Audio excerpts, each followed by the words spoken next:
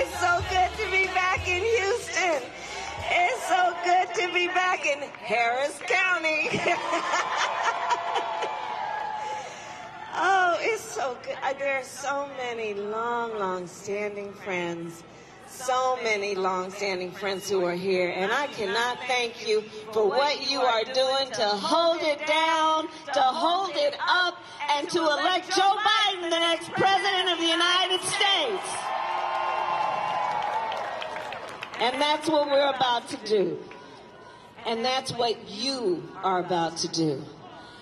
And I'm here in Texas, been here all day today, to thank you. To thank you, Houston, for all that you have been doing over these months, over these weeks, over these days. Today, of course, is the last day of early voting, and now we are 4 days away from the election that is going to change the course of our history. And we can't do it without you. We cannot do it without you. And of course, there is so much at stake. But before I continue, I want to thank Tina Knowles for that incredible introduction. Tina, you are amazing. You are amazing. You always have the courage to step up and speak out and lead. And I cannot thank you enough for that. So, here we are. And within our power and in our hands, through our voice that will be reflected in our vote, we have the ability to make a statement about who we are as a country, knowing we are better than what we've been seeing, and that we who love our country are willing to fight for it and fight for its ideals. That's what's before us. And you know, we've been going through a lot.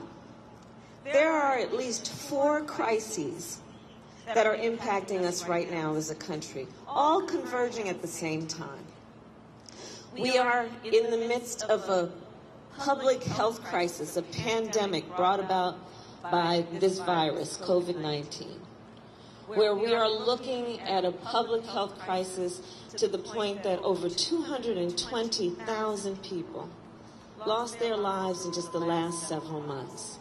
Many of whom tragically couldn't even be with relatives and friends, holding their hand, speaking to them in person in their last hours on earth. 9 million people who have been infected by this virus, who are going to have, by most doctors' accounts, long-term health conditions that include potentially things like lung scarring. This is, Houston, one of the greatest mass casualty events we have ever experienced in our country, probably only at the same proportion as World War II. And we have witnessed the greatest failure of any presidential administration in the history of the United States. And here's the thing about this. Thanks to a fellow by the name of Bob Woodward, we know that back on January 28th, Donald Trump was informed about what this is and what it would be. He was informed that it is a deadly virus, 5 times more deadly than the flu. He was informed that it would hurt people of every age. He was informed that it was airborne. And what did he do with that information? He sat on it. He covered it up. He did not share it with the American people.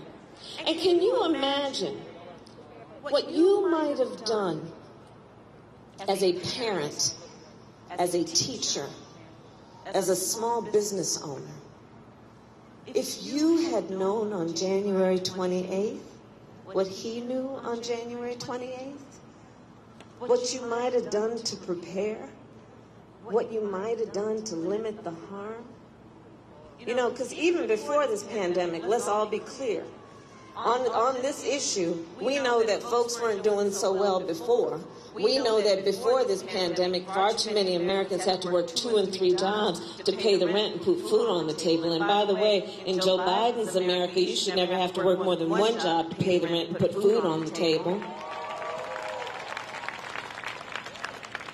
And even before this pandemic, we knew that far too many American families had less than $1,000 in savings. What they might have done to prepare.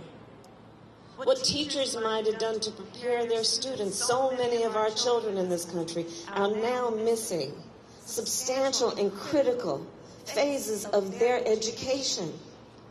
What folks might have done to prepare. To frankly just buy a couple extra rolls of toilet paper. But we didn't have the information. He covered it up. He called it a hoax. He said you're on one side of his ledger if you wear a mask. You're on the other side of his ledger if you don't. And on top of all of this, in the midst of a public health pandemic, the President of the United States, with his boy, Bill Barr, are in the United States Supreme Court suing to get rid of Obamacare, the Affordable Care Act, brought to us by President Obama and Vice President Biden, that brought health care to over 20 million people who didn't have it and covered people with pre-existing conditions. Raise your hand if you know somebody with diabetes. Raise your hand if you love someone with high blood pressure. Raise your hand if your relative has lupus. Raise your hand if you know somebody who has breast cancer and is surviving. Raise your hand if you know somebody who caught COVID. And the man's in court trying to get rid of the protection for people with pre-existing conditions. Here in Texas, 10 million people have pre-existing conditions. So there is a real choice in this election on this point. Because you see, on the other hand, you have Joe Biden, who is saying we need to expand Obamacare. We need to expand the protections for folks with pre-existing conditions. We need to bring down the cost of prescription drugs. We will lower the cost of premiums. We will bring down the age of Medicare eligibility to 60. We understand that when you're talking about health care, let's be clear, the body doesn't just start from the neck down. It also includes the neck up, and we need to deal with mental health care in America.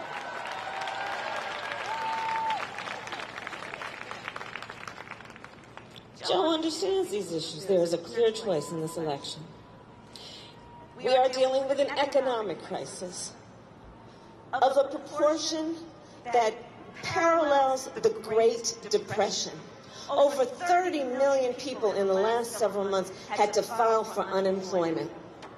1 in 5 mothers is describing her children under the age of 12 as being hungry in America. We are in the midst of a hunger crisis. People aren't talking enough about that. Here in Texas, 1 in 10 households is describing members of their family as having been hungry. 1 in 6 households is describing an inability to pay the rent. Here in Texas, 1 in 4 small businesses is describing having to shut down with concerns they will never be able to reopen. And on the one hand, you have a Joe Biden who says on the issue of the economy, if you want to know about how I think the economy is doing, then tell me how working people are doing. How are working families doing? Joe Biden says, let's get $150 billion in low-interest loans and access to capital to our small businesses with an emphasis on minority-owned businesses. Joe Biden says we will not raise taxes on anyone that makes less than $400,000 a year, and we will cut middle-class taxes. Joe Biden says you're a first-time homeowner, you will get a first-time home buyer, you will get a $15,000 tax credit for down payment and closing costs, because we know home ownership is one of the greatest ways that any American family accumulates wealth. Joe Biden says If you are a student that wants to go to college, coming from a family that makes less than $125,000 a year, you will go to a four-year public college for free, including an HBCU and a private HBCU.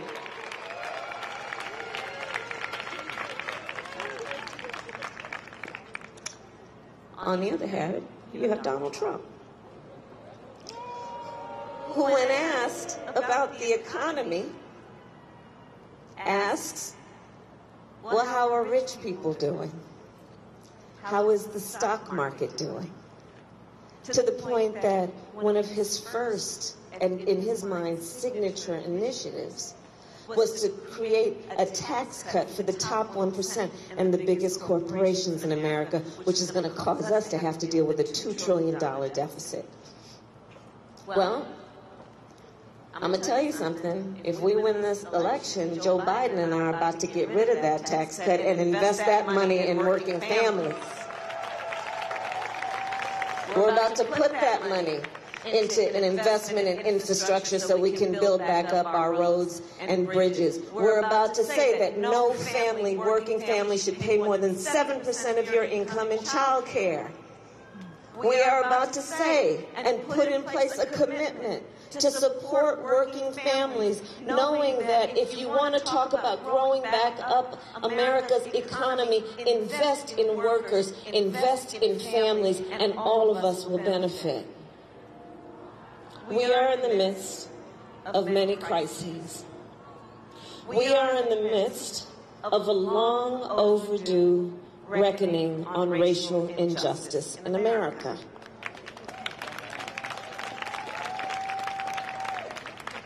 And on the one hand, you have Joe Biden, who, being a student of America's history, has the courage to speak the phrase, Black Lives Matter.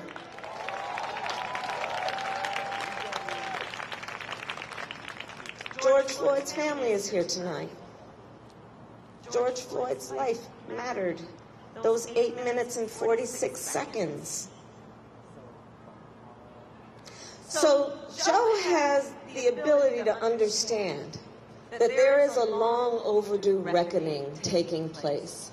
Joe Biden says we need to deal with this. We need to deal with racial disparities in terms of the healthcare system, knowing that African Americans and Latinos are 3 times as likely to contract COVID and twice as likely to die from it, knowing that black women are 3 to 4 times more likely to die in connection with childbirth than other people, knowing that our Native American brothers and sisters have the highest rate of diabetes of any population in our country. Joe Biden says we need to deal with these issues. We need to reform the criminal justice system, decriminalize marijuana, and expunge the records of the people who have been convicted. We need to shut down private prisons. We need to end cash bail because, by the way, it is an economic justice issue as much as it is a criminal justice issue. Joe Biden says we've got to reform policing to the point that we all agree everyone should face accountability and consequence if they break the law. And so Joe says we will have a system that bans chokeholds and carotid holds because George Floyd might be alive today if that were the case. We will have a national registry of police officers who break the law. Why? Because it's not right that somebody can get fired one place for doing the wrong thing and move somewhere else and get hired. Joe has the courage to speak truth about this. On the other hand, you have Donald Trump, who stood on a stage in front of 70 million American people at a debate and refused to condemn white supremacists, and then doubled down and said, stand back and stand by. And here's the thing, Houston. It's a pattern. Let's not forget, he came to fame as a candidate for president by questioning the legitimacy of America's first black president. Let's not forget, that at Charlottesville, where there were peaceful protesters protesting racial injustice in America, where a young woman died, and on the other side, there were neo-Nazis wearing swastikas, carrying tiki torches, spewing racist and anti-Semitic slurs. And when the President of the United States was asked about it, he said there were fine people on both sides. A president who called Mexicans rapists and criminals. A president who came into office and as one of his first orders of business put in place a Muslim ban.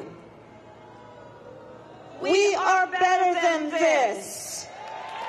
We are better than this, and we deserve better than this.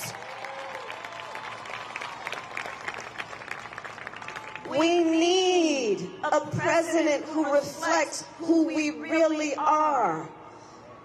A president who understands within the beautiful diversity of who we are, wherever you live, whatever your race, whatever language your grandmother speaks, that we need a president who sees that we all have so much more in common than what separates us and ends this continuous thing that's about trying to sow hate and division. We need a Joe Biden who wants to come in and unify us as a nation.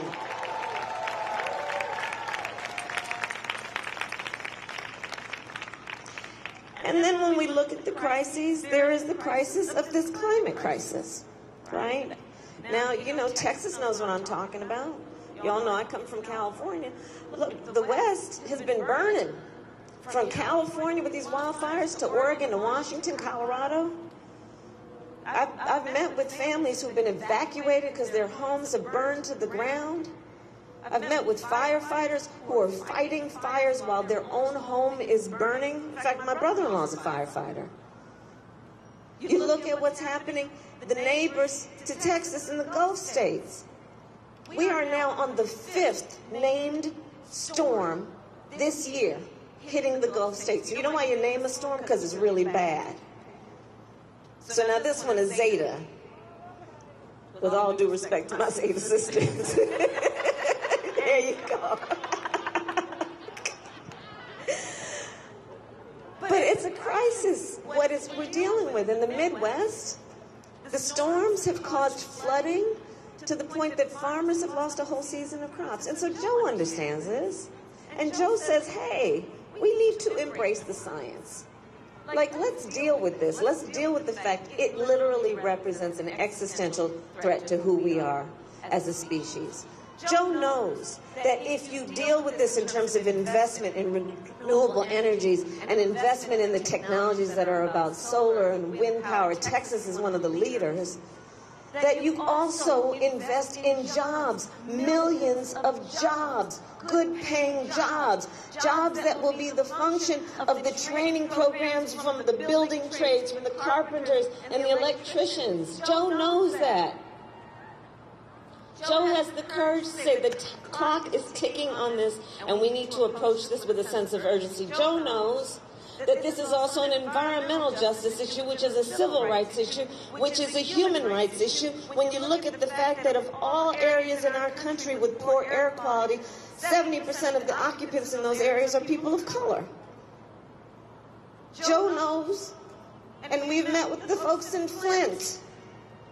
Joe understands the seriousness of this crisis. On the other hand, you have Donald Trump, who, when interviewed by a journalist about what was going on with the wildfires in California, so the journalist asked him something like, you know, these wildfires are raging, and, you know, the scientists are saying this thing and that thing about just the human behaviors are contributing to these extreme weather conditions. What do you have to say? The President of the United States, who is also the Commander-in-Chief, responds to the question by saying, science doesn't know. He's the President of the United States. Well, Science does know, Mr. President, and science knows so much that the leading science publication has endorsed Joe Biden for President of the United States.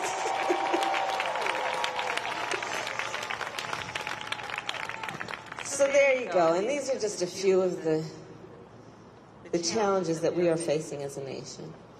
And that brings me to this moment, which is the last day here in Texas for early voting, and now getting prepared for, in 4 days, the election on Tuesday, November 3rd. And, you know, people have been asking me, like they ask all of us, because I'm sure they've been asking you because you are leaders among this, and so that people probably come up to you and saying, well, why should I vote? Why should I vote? And, you know, I think there are 3 reasons that people should vote. One is to honor the ancestors. Let's honor the ancestors. This year we lost the great John Lewis, who is now among the ancestors, and who, while a hero on this earth, shed blood on that Edmund Pettus Bridge for our right to vote.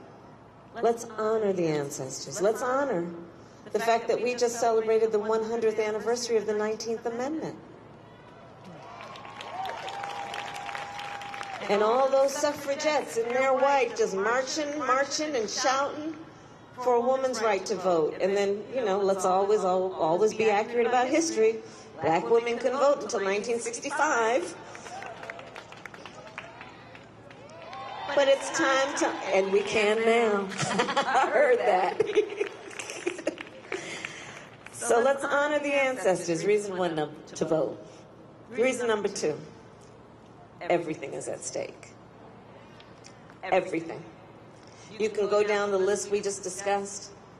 You can talk about our public schools. Joe and I are going to triple Title I funding, understanding that our children are in these schools with incredible God-given talent, but they need the resources to achieve their talent. We are going to put $70 billion into HBCUs because as a proud graduate of an HBCU, I know what they do to contribute to national and international leadership. You know. So much is at stake. It is at stake that right now there are 545 children who, because of the United States government, don't know where their parents are because of a child separation policy at the border, which is a human rights offense that was committed by the United States government. What is at stake is creating a pathway to citizenship, renewing a promise to our dreamers by renewing DACA protections. Everything is at stake. So that's reason number 2 to vote. Reason number 3. So I've been traveling all over the country. I've been in North Carolina and Georgia and Florida. In fact, I'm going to Florida when I leave here. Ohio, you name it. And all over our country, and especially after 2013 when the Supreme Court gutted Shelby v. Holder, gutted the Voting Rights Act. We've seen states, you know, at least 24 states, put in place policies and laws that have been designed to suppress the vote. In North Carolina, in fact, the court that reviewed their law said it was written with, quote, surgical precision to make it difficult for black people in North Carolina to vote. Around our country, we have seen policies and laws that have been designed to make it hard for folks to vote. You know, here in Texas where they pulled up the drop boxes, and so in Harris County with 11 million people, there is 1 drop box. Are you kidding me? In states where if people vote by mail, well, you got to fill out the thing, the ballot, then put it in 1 envelope, then you got to be sure to put it in the 2nd envelope, and then be sure you sign that envelope or get somebody to sign it for you. The President of the United States on the debate stage, who openly solicited voter suppression, and not to mention, they're messing with the post office. I mean, the post office. Rodney Ellis, where are you? The post office. Like, the nicest people work for the post office. They're messing with the post office. And so all of this has to lead us to ask the question, why are so many powerful people trying to make it so difficult and confusing for us to vote? And I think we know the answer. The answer is because they know our power. They know our power. They know our power to stand up and exercise our voice through our vote. They know that we know that when we vote, things change. They know when we vote, we win.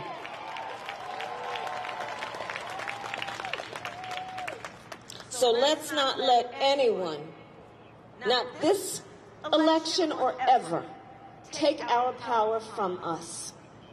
Let's not let anyone make us feel a concern or anxiety about whether we matter. Let's not give anybody that power over us to ever make us question whether we matter, whether we count. We have the power. We were born with it. They didn't give it to us. It wasn't granted to us. It is ours.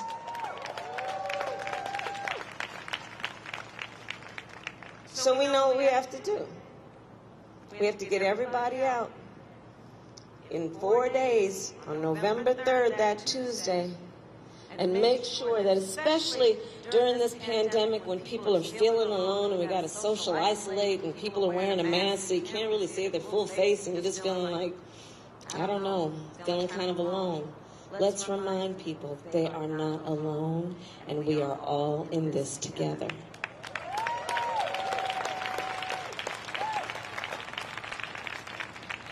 And then my final point is this. This moment will pass. This moment will pass. And years from now, our children, our grandchildren, others, they will look at us. They will look in our eyes, each one of us, and they will ask us, where were you at that moment in time? And what I know we will be able to tell them is so much more than just how we felt at this moment. We will tell them what we did. We will tell them we were hanging out this one Friday evening in Houston with Kamala and all these incredible elected officials. We will tell them we were bopping a little to Common. We will tell them Tina Knowles graced us with her presence. We will tell them that we were organizing folks, that we were telling them what was at stake. We were reminding them of the sacrifice of our ancestors. We will tell them that we called and we texted and we emailed everybody multiple times till they got sick of us, but they got over it. And we will tell them we elected Joe Biden, the President of the United States. Thank you, Houston. Thank you.